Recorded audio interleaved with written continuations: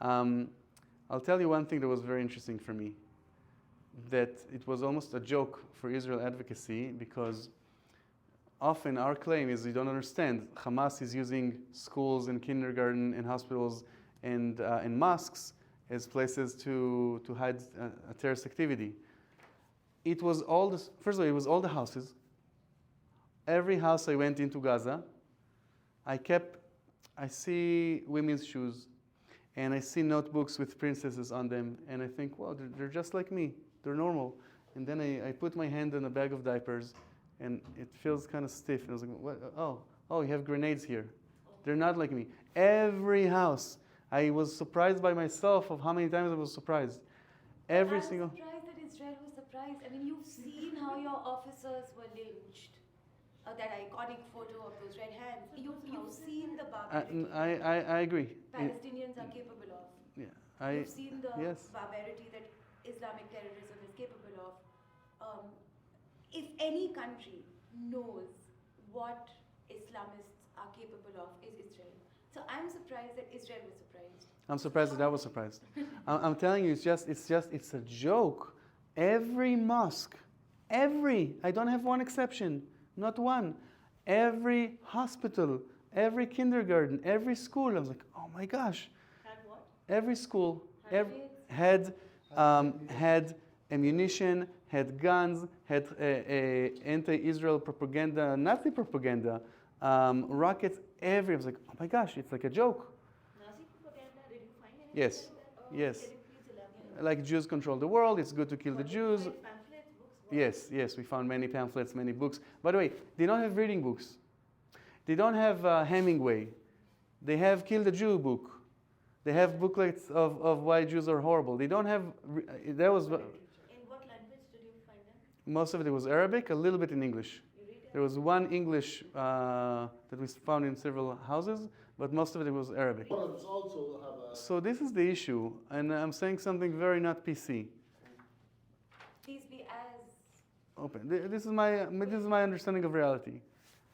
I keep hearing about the uninvolved civilians. Now, I'm not saying you don't have uninvolved civilians. I'm just saying you have 40,000 people that have, let's call it a Hamas membership card. Okay, there's no real Hamas member, but like people, about 40,000 who are actual Hamas.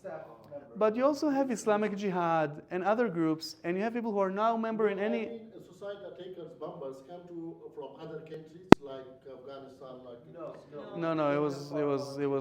No. They're trained in Tehran, in Iran, but no, they're Gazans. But what I'm saying is that you have about 40,000 Hamas, you have, 10,000 Islamic Jihad, and you have dozens of thousands who are not a member of any terrorist groups, but they have an M16 that they stole from a soldier that he killed. Like, they're not aligned with a certain terrorist group, but they're terrorists.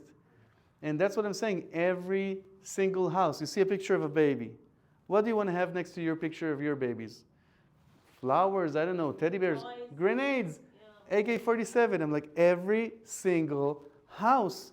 So the unaffiliated civilians, when the bodies of when the live Israeli women and the bodies, when they were dragged into Gaza, you saw a crowd.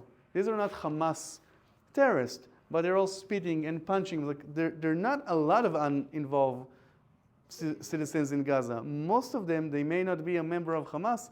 They're not innocent civilians. They're very violent civilians that want to kill us. I'll share one more story that I saw, and then I'll open it for Q&A. We saw Hamas. It took us a while to understand what they're doing. The IDF told the Gazans to go down south. So the north of Gaza, we will go there and we will destroy the tunnels and we'll destroy the weapons that they have there. We saw Hamas people either stealing money from their own Arab counterparts or forcing them to go back north. And at the beginning, we did not understand why they were forcing them to go back north. Now, if you're a soldier and you see two people wearing black clothes, covered, and they're going towards you, what do you do at the end when they're close and they don't? You shoot them. We realized that Hamas was using civilians, throwing them at the IDF. When we shot them, what does Hamas know now? Where we were shooting from. And then we will receive artillery rocket to that house from Hamas.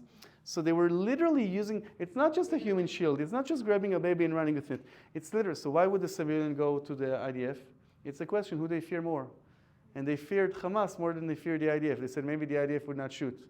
But Hamas told them with the gun, you go, go, go, go, go. Eventually the IDF shot them, and then they knew where the IDF was hiding. So this is the enemy. I mentioned this in the beginning. I think they're the low lives of humanity. They don't fight. They shoot and they run away. They're not warriors. They're not combatants. That's at least how I see it.